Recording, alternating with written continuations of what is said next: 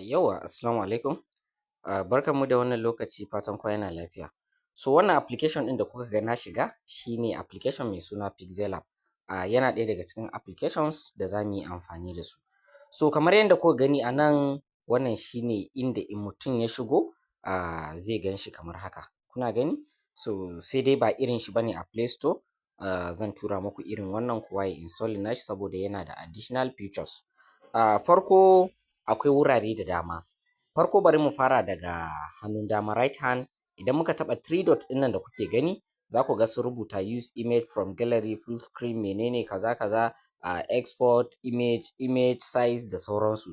So a nan ciki duka gabaki ɗaya abu ɗaya za mu dinga shiga muna amfani da shi shine image size. Idan muka shigo image size ga width nan namu a hannun hagu ga height namu nan a hannun dama. Wannan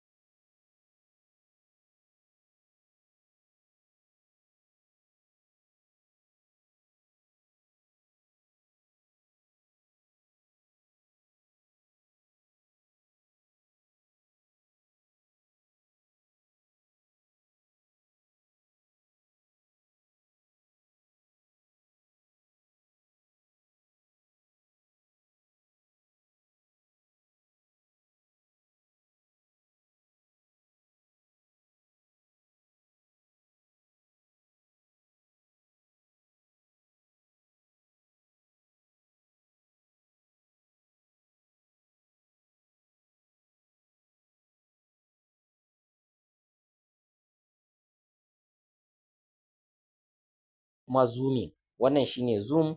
Idan muka taɓa shi haka, misali za ku ga za mu ƙara zooming ɗin screen ɗinmu. Idan muka taɓa shi za mu rage. Ina fatan kun fahimta. So a nan wurin wannan na back ɗin nan mun riga mun taɓa shi. So wannan kuma shine ɓangaren saving. Akwai save as project, akwai kuma save as image. Idan za mu exporting na aikinmu shine za mu taɓa save as image. Zai exporting ma'ana za mu yi saving nashi kenan. Idan kuma muka taɓa nan save as project za mu yi saving project, za mu sa mashi suna da muke so misali haka za mu danna OK. Duk lokacin da muka je muka dawo ko bayan wata nawa ne shekara nawa idan muka taɓa nan muka taɓa wajen my project da mun shiga my project za mu ga aikinmu ya fito a cikin project. Misali bari ku gani. Mun taɓa my project. Da mun taɓa nan zai gaya mana cewa wannan project da muke akai zai fita zai shiga cikin wanda aka yi saving sai mu danna OK. So kun ga project ɗinmu ya dawo. Wannan duk abin da muka taɓa imma text ko wani shape da sauransu akwai editing da a nan wajen akwai kuma delete. Ina fatan kun fahimta. So a nan sama wannan kuma cut ne ga su nan za ka iya shiga kai picking ɗaya, biyu da sauransu. Kun gani? So yawwa. Abu na gaba mun gama da nan sama kenan. Mun gama da nan sama. So saura nan ƙasa. So nan ƙasa kamar yanda suke haka. Nan dai wajen project ne na riga da na nuna muku. Shi ma ba zai bayyana ba sai mutum ya taɓa nan. Kuna gani? So abu na gaba a nan idan mutum yana so ya shiga text, duk abubuwan da suka shafi text, typography rubutu kenan, mutum zai taɓa wajen A ɗin nan. Kuna gani? To akwai code akwai kuma text. So kun ga text nan yadda yake. So tunda mun shiga text, mu ƙaddara wannan new text ne ya fito. Idan za mu canja rubutun ciki za mu shiga editing haka. Misali haka. Misali mu ce graphic design.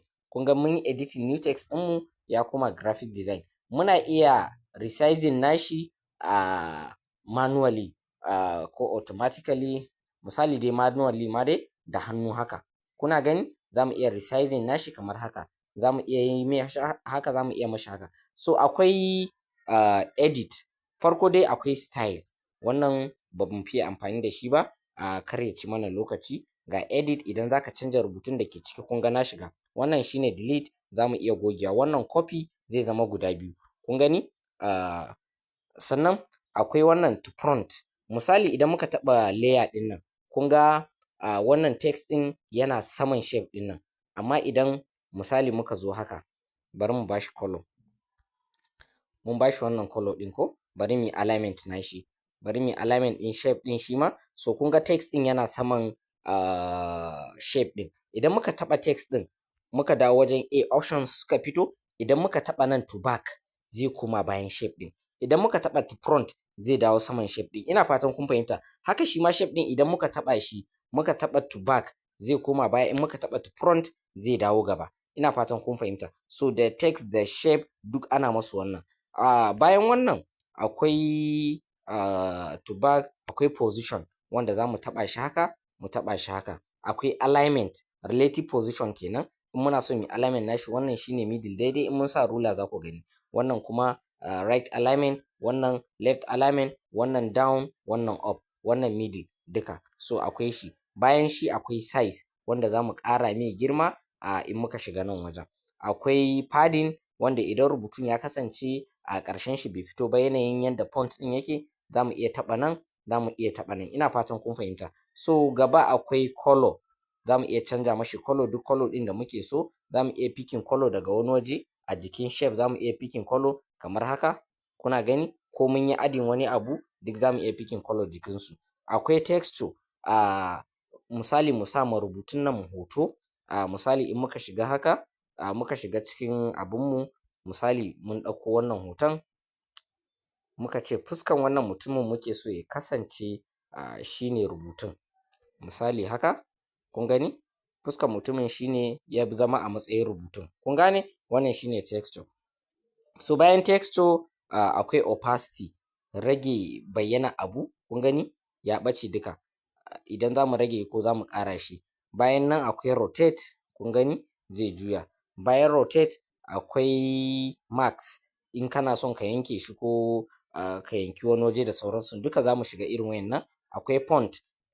Canjin yanayin tsarin shi kan shi ainihin rubutun za ku ga irin wayannan haka. So bayan wannan akwai wannan style. Za mu iya maida shi bolding, za mu iya maida shi italic, za mu sa mashi underline, za kuma mu goge su gabaki ɗaya. Kuna gani? So bayan wannan akwai curve. Mu lanƙwasa rubutu yayi haka ko ta sama ko ta ƙasa. Ina fatan kun gane. So bayan curve akwai text background. Mu sa mashi color a background ɗin shi na baya.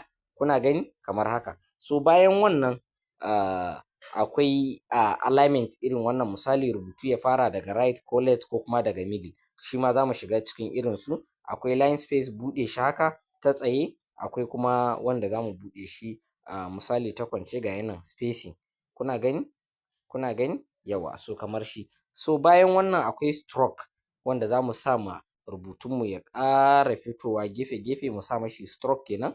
Kuna gani? Kamar haka. So bayan nan akwai shadow inuwa kenan. So duka za mu yi ayyuka wayanda suke da irin wayannan abubuwan. Misali kun gani? Kun gani shadow ɗin?